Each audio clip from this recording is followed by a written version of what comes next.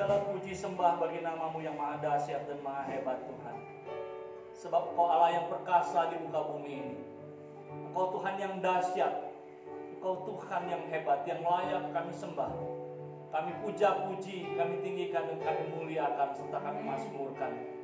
Namamu itu Tuhan, terlalu besar, terlalu tinggi, terlalu lebar, dan lebih dalam dari segala sesuatu.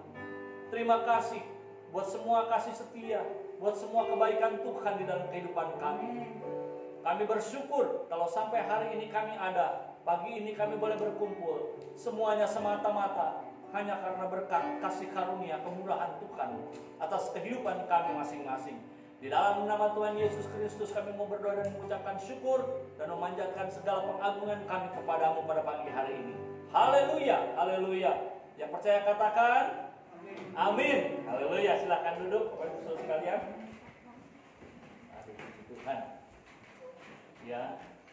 Kita hari ini memasuki bulan September. Artinya sudah 11 bulan dalam suasana yang sangat tidak normal. Ada beberapa informasi yang paling up to date yang hari ini saya mau bagikan buat Bapak Ibu Saudara sekalian yang saya kasihi di dalam Tuhan Yesus Kristus. Yang pertama adalah heboh bicara masker scuba, ya, yang kayak dipakai sama Shirley itu scuba, kalau masalahnya dari ini ya, dari kain scuba ya. Itu katanya tidak efektif dipakai. Jadi itu hanya untuk menyaring debu dan itu si virus bisa lolos. Dan ada hal kedua yang heboh, dibilang face shield ini juga nggak efektif katanya untuk mencegah penularan. Jadi yang paling tepat pakai kacamata katanya. Jadi bersyukur yang pada pakai kacamata. Jadi saya juga, udahlah maksain pakai kacamata. Ya apapun analisanya, apapun landasan mereka berpikir, teori apapun, ya yang penting kita semua berjaga-jaga, menjaga keadaan kita semua sesuai mematuhi protokol semuanya. Nah kemudian ada satu lagi informasi terbaru, tadi malam baru saya dapatkan bahwa Indonesia resmi kuartal ini memasuki masa resesi. Ya, jadi angkanya benar-benar sudah up to date, sudah absolut menyatakan bahwa Indonesia resesi pada kuartal ini karena minus terus. Saudaraku sudah 3 kuartal. Ya, itu yang disampaikan oleh para ekonom. Kemudian diperkirakan akan terjadi katanya PHK massal, saudaraku ya. PHK massal. Jadi bersyukur kalau hari ini Bapak Ibu Saudara sekalian yang masih bisa bekerja, masih bisa menghidupi dirinya, masih bisa melakukan aktivitas apapun itu, termasuk pelayanan. Saudara tidak kekurangan satu apapun, saudara masih bisa melewati hari. Puji nama Tuhan dan bersyukur. Ya, karena dikatakan kemungkinan besar gelombang PHK akan terjadi dan memang sudah sangat luar biasa. Yang sebelah selalu ngeluh dia minggu susah order. Ya, kirim order barang pun hanya cuma bisa beberapa box ke pabrik dan dalam kondisi pabriknya juga demo, saudaraku. Jadi betapa rumitnya. Dan kita tahu bagaimana hari-hari ini ada pilkada, kemudian Amerika juga menjelang nanti pemilihan presiden. Ya, pergolakan terjadi di daerah Timur Tengah walaupun ada kedamaian antara Israel dengan saudara-saudara sepupu, saudaraku di daerah sana, tapi tetap terjadi gejolak-gejolak yang luar biasa yang kita tahu pada akhirnya nanti semua akan mengarah kepada penggenapan kitab Wahyu. Saudaraku ya, pemerintahan dalam kondisi kolaps hari-hari ini. Ya, China merajalela di mana-mana hari ini, saudaraku. Sampai saya dengar di Peru itu ribuan kapal nelayan dari China masuk wilayah Amerika Latin untuk ngeruk hasil laut. Dan itu menimbulkan protes, gejolak, dan Amerika tidak tinggal diam, saudara. Kalau Amerika macam-macam sama China, Rusia turun tangan. Saudaraku, betapa rumitnya situasi hari-hari ini yang terjadi di seluruh muka bumi ini. Ya, akibat pandemi ini. Pandemi ini hanya sebagai salah satu pemicu akan efek-efek yang terjadi kepada penggiringan penggenapan kitab Wahyu. Ya, jadi sekali lagi kita harus bersiap-siap untuk mengamati segala sesuatu, memikirkan, menyerapnya, mengolahnya, kemudian menyimpulkan sesuatu berdasarkan kebenaran firman Tuhan. Terus dihebohkan juga dengan berita bahwa Menurut pakar ITB dan ITS, ya, Institut Teknologi Bandung dan Institut Teknologi Surabaya, ahli seismo, ahli gempa bumi, dikatakan bahwa Laut Jawa bagian selatan punya resiko atas terjadinya gempa yang sudah sekian ratus tahun tidak pernah terjadi di Laut Selatan, yang bisa menimbulkan tsunami sampai di atas 20 meter katanya tingginya, karena sudah beratus tahun tidak terjadi dan dulu pernah terjadi dikatakan sejarahnya, ya. Jadi berawas-awas, berwaspada seluruh penduduk yang ada di Laut Cina Selatan atau yang ada di selatan Pulau Jawa ini sampai ke arah Jawa Timur, dikatakan seperti itu. Jadi banyak hal-hal, banyak berita-berita yang membuat kita semakin terganggu, saudaraku, ya, membuat kita semakin banyak berpikir dan membuat kita semakin, ya, secara manusiawi mungkin manusiawi, ya, ada kekhawatiran di dalam pemikiran kita, di dalam hati kita akan berbagai gejolak-gejolak yang terjadi. Dan saudaraku, di samping Indonesia masuk ke dalam masa resesi, situasi COVID bertambah terus, saudaraku. Per hari kemarin malam itu sudah 271.000 orang yang tertular dari hanya 10.000 di awalnya. Udah berkali-kali lipat bertumbuhannya. Dan dikatakan 10.000 sekian itu yang meninggal dunia. Dan yang sembuh itu 199.000 sekian. Nah, kalau seluruh dunia, itu 32 juta sekian yang mengalami menderita COVID. Kemudian yang meninggal dunia itu 1 juta orang. Dan yang sembuh itu 22,5 juta orang. Artinya, dari keseluruhan penderita COVID dunia, yang benar-benar meninggal 3%, di Indonesia itu 3,7%, hampir mendekati 4%. Berarti lebih tinggi. Ya, kemudian tingkat kesembuhan di seluruh dunia itu, kalau yang sembuhnya 22,5 juta dibandingkan dengan total penderita 32,6, artinya terjadi 69% kesembuhan. Sementara di Indonesia, dengan penderita 271.000 orang, yang sembuh hanya 119.500 orang, artinya cuma 44%. Artinya di Indonesia jauh lebih rendah dibandingkan tingkat kesembuhan di seluruh dunia. Situasi ini begitu luar biasa hari-hari ini, kalau kita mau melihat keadaan angka-angka statistik yang terjadi. Tapi kita bersyukur, karena negara kita ini bukan negara yang mudah. Saudaraku bayangin, di tengah 17.500 pulau-pulau yang tersebar di seluruh Indonesia dengan 8 pulau besar dan sisanya pulau-pulau kecil, dan suku yang sebanyak 1.340 suku bangsa yang ada di Indonesia ini menurut perhitungan BPS tahun 2019. Berarti bersyukur bahwa bangsa Indonesia yang sebarannya begitu luas, sukunya begitu banyak, 34 provinsi dari Sabang sampai Merauke, Minangkabau sampai Pulau Rote, itu kita masih bersyukur. Masih artinya pemerintah kita masih bisa memantau, masih bisa menjaga, dan rakyat kita yang di pedesaan masih bisa terisolasi dari kontaminasi virus yang terjadi di kota-kota besar. Ya, kita masih patut bersyukur untuk semua keadaan ini. Jadi artinya ada secercah sukacita, harapan yang terbaik bagi bangsa dan negara kita di Indonesia. Dan Tuhan menolong setiap kita untuk kita juga boleh menjaga segala sesuatu, kesehatan dan lain sebagainya, untuk kita tidak melanggarnya, saudaraku, ya. Kita berusaha untuk mematuhinya agar kita terjaga dengan segala situasi, dengan segala hal yang terjadi hari-hari ini. Nah, saudaraku, ada satu bagian firman Tuhan dalam Matius pasal 3 ayat yang ke-7. Ya, kalau saudaraku baca Matius pasal yang ke-3 ayat yang ke-7, bisa tolong? Itu adalah momen di mana Yohanes Pembaptis itu melakukan khotbah, ya, khotbahnya di padang gurun, kemudian di pinggir sungai Yordan dia berkhotbah, mengajak orang untuk bertobat, untuk menerima baptisan. Saudaraku, tetap bisa ayat sebelumnya dulu, ayat 6. Nah,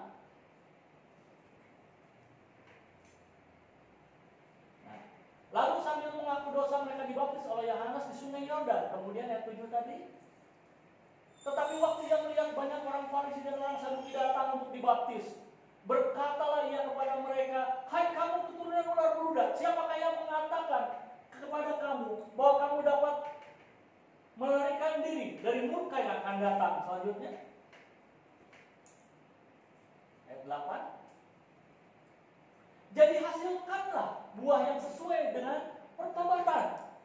Saudaraku, pada waktu saya membaca ayat ini, saya cukup tertegun, saudaraku ya. Ayat ini ayat yang umum, yang sering kita baca. Tetapi ada satu bagian di mana sang pembaptis, Yohanes Pembaptis ini berkata, hasilkanlah buah yang sesuai dengan pertobatan. Saudaraku, kita lanjut ayat yang ke-10, Fir.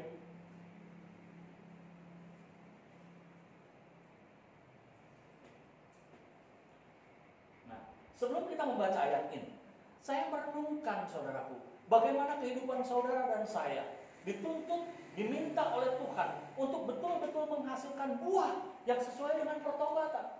Saya berpikir betapa seringnya mungkin hidup saya secara pribadi. Mari kita sama-sama koreksi hidup kita masing-masing. Membuat Tuhan sedih, membuat Tuhan berduka, membuat Tuhan merasa, loh anakku ini, ya gak menuruti apa yang Tuhan perintahkan.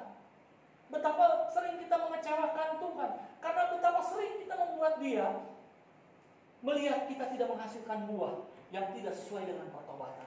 Saya merenungkan bagaimana Tuhan pada waktu berkata lewat kebenaran firman Tuhan ini, bahwa buah itu harus sesuai dengan pertobatan.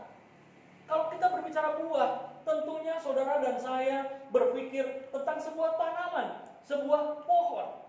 Kita ingat waktu Yesus Kristus Tuhan lapar, datang kepada pohon ara dan didapatinya tidak berbuah, dan Dia mengutukinya, dan pohon itu kering. Demikian juga dengan perumpamaan tentang pokok anggur yang benar. Saat sang penggarap kebun anggur itu menemukan pohon-pohon anggur yang tidak berbuah, maka dia akan potong dan dia akan buang dan akan dibakar, saudara. Jadi betapa pentingnya yang namanya buah pertobatan di dalam kehidupan saudara dan saya yang diminta, dituntut oleh Tuhan. Nah, dikatakan kapak sudah tersedia pada akar pohon. Saya tanya, kenapa kapaknya ada di akar pohon ya Tuhan? Kalau pohon tentunya besar. Dan pohon yang Tuhan berikan gambaran di sini yang saudara dan saya bisa bayangkan adalah sebuah pohon yang besar yang mana akarnya itu keluar dari tanah dan ada muncul di permukaan tanah gitu ya, seperti pohon-pohon beringin. Kemudian dia menusuk jauh ke dalam dan kapak itu ada di bawah. Ini pernah saya sharingkan waktu yang cukup lama yang lalu, bahwa Tuhan selalu siap sedia untuk menebang setiap pohon, setiap kita yang tidak menghasilkan buah. Karena itulah yang Tuhan mau hidup saudara dan saya berbuah buah yang banyak. Coba kita loncat ke kitab Yohanes pasal yang ke-15 ayat yang ke-8. Kitab Yohanes, Injil Yohanes pasal 15 ayat yang ke-8. Dalam hal inilah Bapakku dipermuliakan, ingat, yaitu jika kamu berbuah. Pantas saya bilang Tuhan kenapa menuntut, meminta kita untuk berbuah. Karena saat kita tidak berbuah, apakah berarti kita mempermuliakan Tuhan? Tidak kan? Ya, dengan ayat ini jelas dikatakan bahwa dalam hal inilah Bapakku dipermuliakan, yaitu jika kamu berbuah. Lawannya, jika kamu tidak berbuah, Bapa dipermuliakan enggak? Tidak sama sekali. Banyak, buahnya tidak sedikit loh. Artinya Tuhan meminta seluruh aspek kehidupan kita berbuah. Mulai dari tutur kata kita, pola berpikir kita, hati kita, ketulusan kita, kekudusan kita, tingkah laku kita, tingkah pola kita, perbuatan kita, upaya kita, kehidupan kita, baik kehidupan rumah tangga, kehidupan bekerja, kehidupan melayani, kehidupan sesama saudara, semuanya harus berbuah. Tentunya saudara dan saya senang makan buah yang segar ya. Ada yang senang makan buah busuk? Enggak ya? Semua senang makan buah yang segar tuh. Tuhan pun sama. Dia minta kita berbuah banyak. Buah yang segar, yang ranum, seperti pohon ara yang Tuhan Yesus rindukan pada saat dia lapar bisa dimakan. Buah yang matang, buah yang enak, bukan buah yang sepet, bukan buah yang busuk. Ya ingat persembahan Kain dan Habil? Tuhan gak terima karena buah-buahnya jelek, busuk. Paham maksud sebenarnya ayat itu? Dia tidak mau kehidupan kita berbuah busuk, saudara. Ada hal-hal yang tersembunyi. Kalau busuk biasanya, wah luarnya bagus. Saya kemarin dapat jambu bol dari teman, kecil segini, udah belah ujungnya. Dia bilang ini manis kok biasanya kalau udah belah. Saya bilang enggak, biasanya kalau udah belah ini banyak kutunya atau ulet. Saya buka bener bijinya Biji-bijinya aja udah banyak, bentuk bintik hitam, dan buah-buahnya udah dimakan kutu yang kecil. Apakah saya mau makan? Saya buang, saudaraku, walaupun itu jamu buah yang mahal. Apalagi Tuhan. Bagus luarnya kehidupan kita, manis luarnya, manis ucapannya, manis penampakannya, tapi dalamnya busuk. Hatinya busuk, hatinya tidak berkenan kepada Tuhan. Tuhan tolak. Seperti halnya persembahan dari Kain dan Habil tadi, perumpamaan. Nah, berbuah banyak yang Tuhan mau. Artinya dalam semua aspek kehidupan saudaraku. Dan dengan demikian kamu adalah murid-muridku. Jadi kalau saudaraku tidak berbuah, satu, saudaraku tidak mempermuliakan Tuhan. Tidak hanya tidak mempermuliakan Tuhan, tetapi saudara dan saya juga bukan muridnya Tuhan. Kalau saudaraku mengaku sebagai anak Tuhan, orang Kristen, orang yang mengaku Yesus Kristus sebagai Tuhan dan Juru Selamat, berbuahlah dalam kehidupan. Itu yang dimaksudkan oleh ayat ini. Supaya Tuhan dipermuliakan. Dan engkau dan aku dianggap murid-muridnya. Kristen itu beneran, lain bohong-bohongan, bukan bohong-bohongan. Bukan Kristen-Kristenan, tapi Kristen yang sungguh-sungguh. Itu yang Tuhan mau, saudara. Kemudian, apa itu buah? Coba tolong dilompat ke Efesus 5 ayat 9, Fit. Sebelum kita berbicara lebih jauh tentang tapak itu ya. Efesus 5 ayat 9.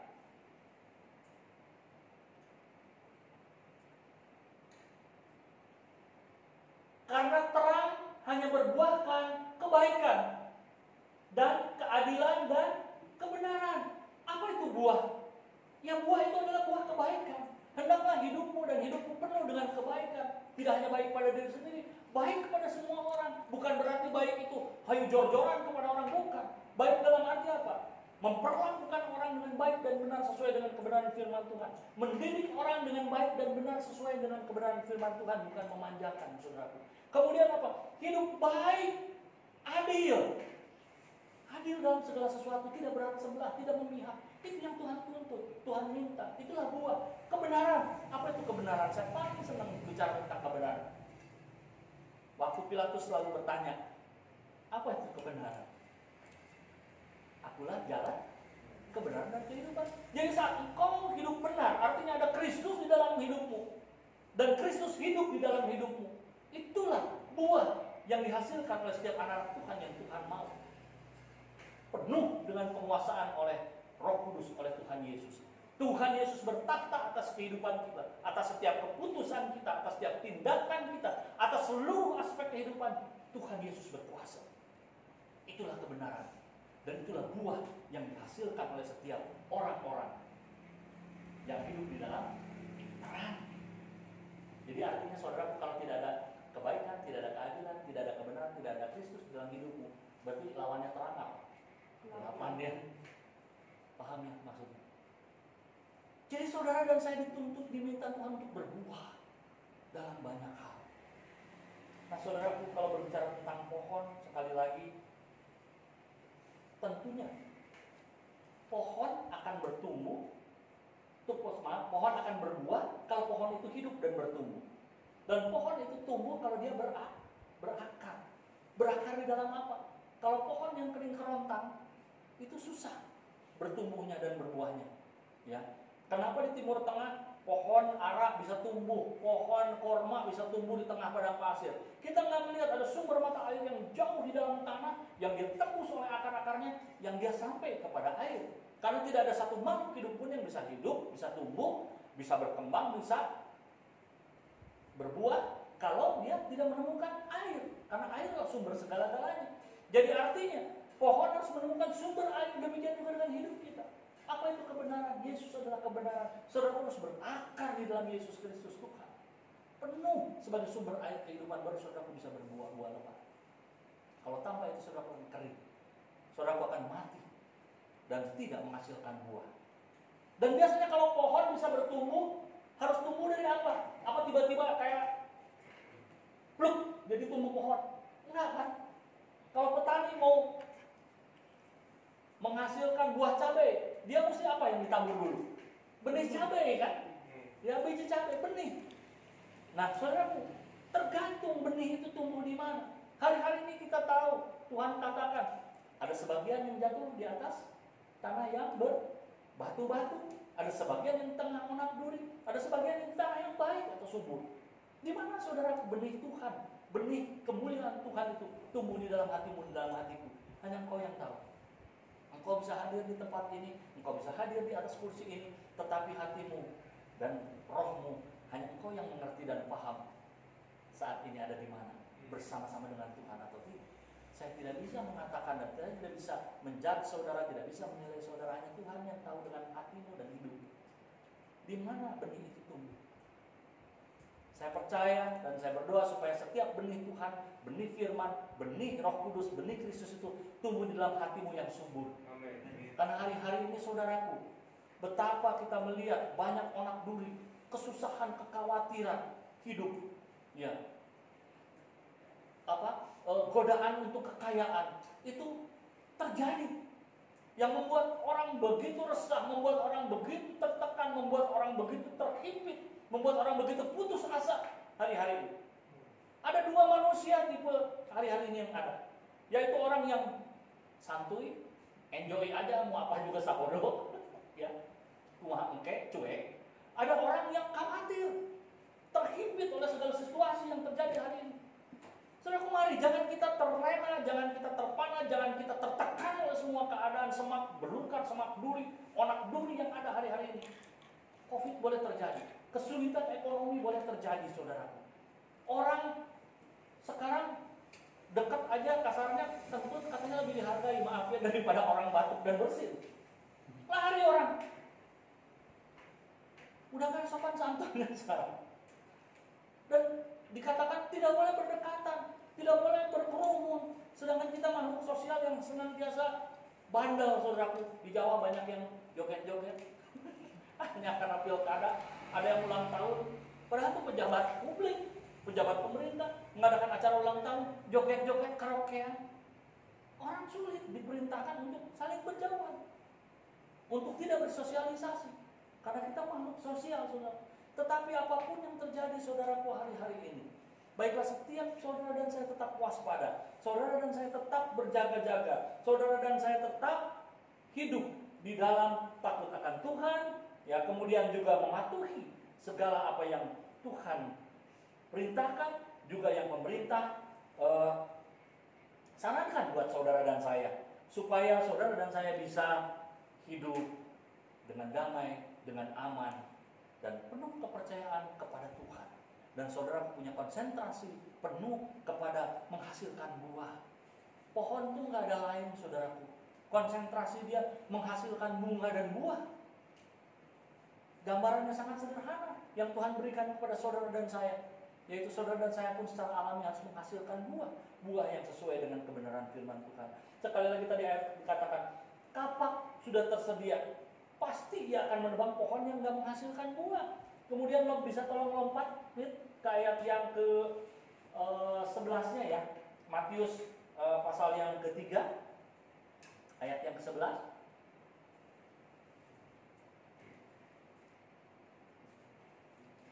Matius pasal yang ketiga ayat yang ke-11, firman Tuhan berkata demikian.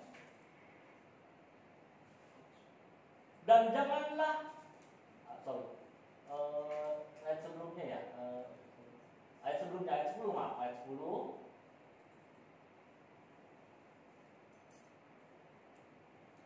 Kapak sudah tersedia ya, kemudian ayat 12 berarti kapak itu berbicara tentang kapak, ya pasti dibuang, yang tidak berbuah, yang tidak baik pasti dibuang. Alat penampi sudah di tangannya, ia akan membersihkan tempat pengirikannya dan mengumpulkan gandumnya ke dalam lumbung. Tetapi debu jeramnya itu akan dibuang dan dibakarnya di dalam api yang tidak terpadamkan. Saudaraku, berbicara tentang penampian hari-hari ini, sungguh, saudaraku, walaupun belum seberapa dibandingkan dengan masa penganiayaan, ya, tetapi penampian itu terjadi setiap saat, setiap waktu, setiap hari. Hidupmu dan hidupku ditampi terus, saudaraku. Ingat, ranting yang tidak berbuah dia bersihin dulu, dikasih kesempatan sampai bisa berbuah. Kalau nggak berbuah dipotong, saudaraku. Demikian juga dengan halnya penampian, masa penampian dia beri kesempatan. Dia buang dulu debu-debu di dalam kehidupanku yang membuat kotor, yang tidak berguna untuk dibersihin. Tapi kalau terlalu banyak hidupmu dan hidupku dengan debu, saudaraku, maka saudara dan saya akan masuk ke dalam pembakaran. Maukah hidup kita dibakar? Maukah hidup kita dipotong? Atau kita mau hidup tetap tercangkok di dalam carang atau pokok anggur yang benar, bertumbuh dan berakar di atas dia dan di dalam dia? Dan atau maukah kita menjadi gandum-gandum yang dikumpulkan berkas-berkasnya kemudian dimasukkan ke dalam lumbung? Pilihan ada di dalam tanganmu dan tanganku, saudara-saudaraku. Mazmur pasal 92 ayat 13. Mazmur pasal 92 ayat 13 sampai 16.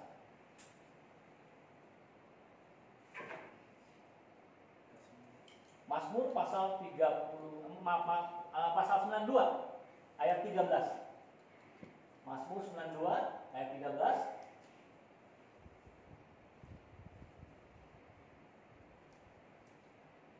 Ayat 13.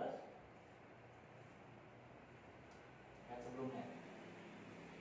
Nah, orang benar akan bertunas seperti pohon korma dan akan tumbuh subur seperti pohon aras di Libanon. Ayat 13 tadi. Mereka yang ditanam di bait Tuhan akan bertunas di pelataran Allah kita. Berikutnya.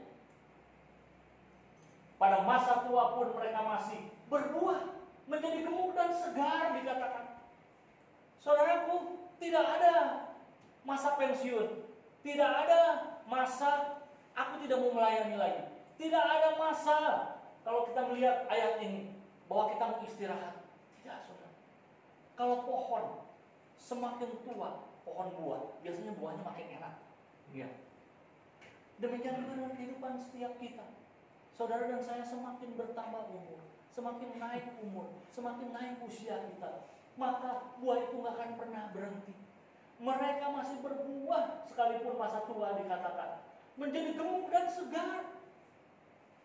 Kita bersyukur bahwa kita punya Tuhan yang baik dan hebat seperti itu, yang membuat kita bisa tetap berbuah-buah sampai masa tua kita, menjadi buah, menjadi pohon yang gemuk dan segar, bisa memberkati banyak orang. Saudaraku, mau hidupmu dan hidupku berharga seperti ini.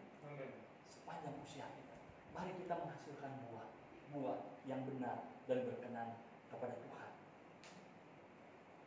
Matius 7 ayat yang ketiga, Matius 3 ayat yang ke-7 sampai 8 tadi. Itu ada di kitabnya Matius, Lukas dan Yohanes. Markusnya nggak ada. Angka 3 itu berbicara tentang Tritunggal. Angka 7 berbicara tentang kesempurnaan Allah. Dan adanya di 3 Injil sempurna, saudaraku. Ya, Markus kok bisa nggak ada, nggak bercerita tentang apa? Yohanes Pembaptis ini. Cuma ada di Matius, Lukas dan Yahya. Yahya pun, kitab Yohanes pun berbicara tentang Nikodemus yang harus dilahirkan kembali. Pas ayatnya pasal 3 ayat 7. Tapi ada hubungan, dibaptis, dilahirkan kembali. Hebat Tuhan kita. Saya percaya ini bukan suatu kebetulan. Kalau Tuhan berbicara tentang kita harus berbuah di dalam kehidupan kita. Ya, 3 ayat sempurna berarti Tuhan 3 kali mengingatkan supaya kita berbuah. Di dalam kelahiran kembali hidup kita itu menghasilkan buah dari pertobatan, dari kelahiran kembali di dalam Yesus Kristus Tuhan. Kalau saudaraku tidak bisa merubah dan tidak berubah hidupmu, sikap, kelakuan, sifat lamamu masih hidup di dalam hidupmu. Artinya ayat tadi bilang bahwa saudaraku bukan anak terang, saudaraku tidak mempermuliakan nama Tuhan, dan saudaraku bukan murid-muridnya. Hanya itu patokannya. Kalau saudaraku mengaku sebagai anak terang, murid-murid Kristus, orang yang percaya pada Kristus, hidup harus berubah total. Berbuah dalam segala hal, menjadi buah yang baik, bukan buah yang buruk. Kalau saudaraku sekali lagi tidak berubah dan tidak mau merubah sifat dan sikap tingkah laku, pola pikir saudaraku yang duniawi, yang terbatas kepada pikiran manusia, saudaraku, mari kita introspeksi diri, termasuk saya, bahwa saudara dan saya bukan anak terang, dan saudara dan saya bukan murid-murid dia. Hati-hati, saudara dia, kita wajib hidup sama seperti dia. Ayat terakhir, Wahyu 22 ayat 7 berkata, sesungguhnya, Wahyu 22 ayat 7, sesungguhnya aku datang segera. Berbahagialah orang yang menantikan perkataan-perkataan nubuat kitab ini. Tuhan katakan dalam bahasa Inggrisnya itu keep Keep itu adalah menjaga dengan sungguh-sungguh perkataan-perkataan kitab Wahyu. Ya. Menjelang akhir zaman, kita harus sungguh-sungguh menjaga kebenaran yang disampaikan dalam kitab Wahyu dari pasal 1 sampai pasal akhir, supaya kita menjaga hidup kita menjadi murni sesuai dengan apa yang Tuhan perintahkan, supaya kita siap menjadi mempelai Kristus yang berkenan kepada Tuhan. Demikian jauh firman Tuhan yang bisa saya sampaikan. Biarlah ini semua mengingatkan kita boleh menjaga saudara dan saya di tengah segala situasi yang semakin tidak menjadi baik. Saudara, kita tetap berdoa bagi bangsa dan negara, ya, bagi para pemimpin negara, juga bagi setiap anak-anak Tuhan, hamba-hamba Tuhan dan gereja Tuhan yang ada di seluruh Indonesia ini, supaya tetap Tuhan melawat, Tuhan melindungi, Tuhan menjagai, dan Tuhan memberkati, serta Tuhan memberikan jalan keluar atas setiap persoalan, permasalahan, pergumulan, dan segala sakit penyakit yang terjadi pada hari-hari ini di tengah bangsa dan negara kita. Mari kita sama-sama berdoa di hadapan Tuhan. Bapa yang baik, yang kami kenal di dalam nama Tuhan Yesus Kristus, kami bersyukur kalau Tuhan pagi hari ini mengingatkan kami kembali bahwa kami harus berbuah yang banyak, Tuhan. Bukan hanya buah sedikit-sedikit atau buah yang busuk, tetapi buah yang berkenan kepada Tuhan di dalam seluruh aspek kehidupan kami saat kami hidup ada di muka bumi ini. Terlebih saat kami mempermuliakan nama Tuhan di kerajaan-Mu nanti, Tuhan. Kami mohon Tuhan menjagai kami dengan kuat kuasa Roh Kudus, supaya kami tetap bisa hidup sesuai dan berkenan dengan apa yang Tuhan mau, supaya kami semua boleh menjadi berkat Tuhan dimanapun kami berada dan apapun yang kami lakukan, sehingga kami sungguh-sungguh boleh memberikan buah yang terbaik, supaya nama Tuhan dipermuliakan, supaya Bapa surgawi dipermuliakan, dan saat Engkau dipermuliakan, kami akan disebut sebagai murid-murid-Mu, sebagai terang atas muka bumi ini. Terima kasih Tuhan Yesus buat pagi hari ini yang Tuhan ingatkan kami setiap pribadi lepas pribadi, bahwa kapak sudah tersedia di akar pohon, dan alat penampian sudah tersedia di tangan-Mu, Tuhan. Mampukan kami untuk melewati ini semua. Mampukan kami untuk teguh berdiri di dalam iman, sehingga kami bisa menghasilkan buah-buah sampai masa tua kami. Bahkan kami menjadi segar dan gemuk karena berkat pemeliharaan Tuhan, karena akar kami merambat sampai kepada sumber air kehidupan. Terima kasih Tuhan Yesus. Bertahtalah dan berkuasalah atas seluruh kehidupan kami, ya Bapa. Di dalam nama Yesus Kristus Tuhan, kami serahkan bangsa dan negeri kami, para pemimpin negeri kami, aparat keamanan, seluruh hamba-hamba Tuhan, gereja Tuhan, dan semua jemaat Tuhan yang mengasihi Tuhan yang ada di negeri ini, bahkan seluruh dunia. Peliharakan kami sempurna di dalam nama-Mu, ya Tuhan. Jagai kami sempurna di dalam nama-Mu, ya Tuhan. Lindungi kami, ya Tuhan. Dan kami sungguh berharap kepada pemeliharaan, pertolongan, mujizat demi mujizat, kuasa demi kuasa, kemuliaan demi kemuliaan yang Tuhan nyatakan atas setiap kami yang berkenan kepadamu, yang hidup menjadi orang-orang yang Engkau percaya. Terima kasih Tuhan Yesus. Jangan biarkan setiap kami yang hadir pada pagi hari ini di tempat ini keluar dari tempat ini dan tidak menjadi berkat dimanapun kami berada. Biarlah setiap kami boleh menjadi berkat yang mengempartasikan kasih Kristus, yang sungguh-sungguh memberkati sesama, dan sungguh-sungguh menjadi terang dan teladan Kristus dalam kehidupan kami, baik di rumah tangga kami, di usaha pekerjaan kami, di studi kami, di pelayanan kami, atau dimanapun di lingkungan masyarakat kami berada sebagai bangsa dan negara, warga negara Indonesia, terlebih di negeri yang kami kasih kami berada ini, Tuhan. Sekali lagi Engkau memberkati bangsa Indonesia dari Sabang sampai Merauke, Miangas sampai Pulau Rote. Dan kami sungguh berdoa buat hamba-Mu yang hadir di tempat ini. Biarlah kami semua juga tetap terpelihara sempurna di dalam nama-Mu. Kondisi keadaan apapun yang menghimpit kami hari-hari ini, biarlah kami tetap Tuhan memandang kepada Kristus, berharap kepada Kristus, beriman teguh kepada Kristus. Terima kasih Kau berkati, Kau peliharakan menjalan keluar setiap pergumulan-pergumulan hamba-hamba-Mu yang hadir pada pagi hari ini. Berkat juga hamba-hamba kami yang tidak bersama-sama, hamba-hamba-Mu yang tidak bersama-sama dengan kami pada pagi hari ini dimanapun mereka berada. Engkau memberkati, memeliharakan tentang mereka juga Tuhan. Dan biarlah Roh Kudus-Mu menjamah melawat mereka di tempat mereka masing-masing. Kau sembuhkan yang sakit ya Bapa. Engkau berikan jalan keluar yang punya persoalan permasalahan. Engkau kiranya memberikan damai sejahtera setiap rumah tangga yang mungkin ada persoalan di tengah-tengah rumah tangga. Masalah keuangan, masalah usaha yang sedang turun, atau masalah apapun Tuhan yang dihadapi. Biarlah Tuhan turut campur tangan untuk mendatangkan kebaikan bagi setiap hamba-hamba-Mu di tengah keluarga besar Immanuel ini Tuhan. Kalau sebentar kami hendak berpisah satu dengan yang lain, Tuhan memberkati kami masing-masing. Kau menolong kami, perjalanan kami ke rumah kami masing-masing. Tetap lindungi kami dengan kuasa Roh Kudus supaya kami terpelihara sempurna, dijauhkan dari setiap sakit penyakit, dari virus, dari apapun Tuhan yang mengancam dunia hari-hari ini. Kau melindungi kami dalam semua kegiatan kami sepanjang minggu yang akan datang. Kami percaya kepadamu Tuhan, kami berharap kepadamu Tuhan, dan kami meminta pertolongan-Mu bagi setiap pribadi yang hadir pada pagi hari ini. Kau berkati hamba-Mu yang sudah melayani pekerjaan Tuhan pada pagi hari ini. Kau berkati hamba-Mu yang hadir dengan tulus hati pada pagi hari ini. Biarlah nama Tuhan ditinggikan, dan kami percaya Kau tidak akan pernah izinkan ada suatu kuasa lain, kuasa apapun yang mengganggu kehidupan umat-Mu, yang mengganggu kehidupan kami Tuhan. Terima kasih Tuhan Yesus. Terima kasih Bapa Surgawi. Kalau sebentar kami akan memberikan persembahan, Kau memberkati tangan-tangan yang akan memberikan persembahannya ke kotak persembahan. Biar Tuhan berkati lipat kali ganda, dan Tuhan yang memeliharakan kami semua. Dan Tuhan Yesus, kami juga berdoa buat ulang tahun Pak Lukman. Tuhan, kami bersyukur hamba-Mu sudah melewati hari-hari, bertambah usia.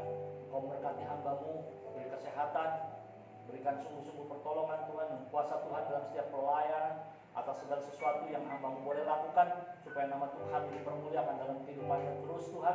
Kau peliharakan hamba-Mu, istri, anak-anaknya, cucu mantunya Tuhan. Kau berkati langkah-langkah masa tua Pak Lukman, supaya semakin dahsyat dipakai oleh Kau Tuhan. Terima kasih Tuhan Yesus. Sekali lagi kami hendak bersyukur kepada Mu. Mari sama-sama kita bangkit berdiri, saudara. Mari kita sama-sama angkat tangan kita. Kiranya berkat Allah Bapa, cinta kasih putranya Yesus Kristus, Tuhan kita, Juru Selamat kita yang hidup, dan di dalam persekutuan Roh-Nya yang Maha Kudus, yang memberikan saudara dan saya hikmat marifat, damai sejahtera surgawi yang senantiasa memeliharakan hidupmu dan hidupku, kiranya menyertai kau dan aku mulai pada siang hari ini, bahkan sampai Maranatha Yesus Kristus Tuhan datang kedua kalinya. Memberkati engkau dan aku, diberkatilah engkau di ladangmu, diberkatilah engkau di lumbung-lumbungmu, diberkatilah engkau di rumah tanggamu, diberkatilah engkau di studimu, dan diberkatilah engkau di dalam seluruh aspek hidupmu, terlebih di dalam pelayananmu, supaya nama Tuhan dipermuliakan sampai kita bertemu muka dengan mempelai kita kekasih Yesus Kristus Tuhan. Terpujilah namanya selama-lamanya. Haleluya. Bapa, terima kasih. Bapa, terima kasih. Bapa,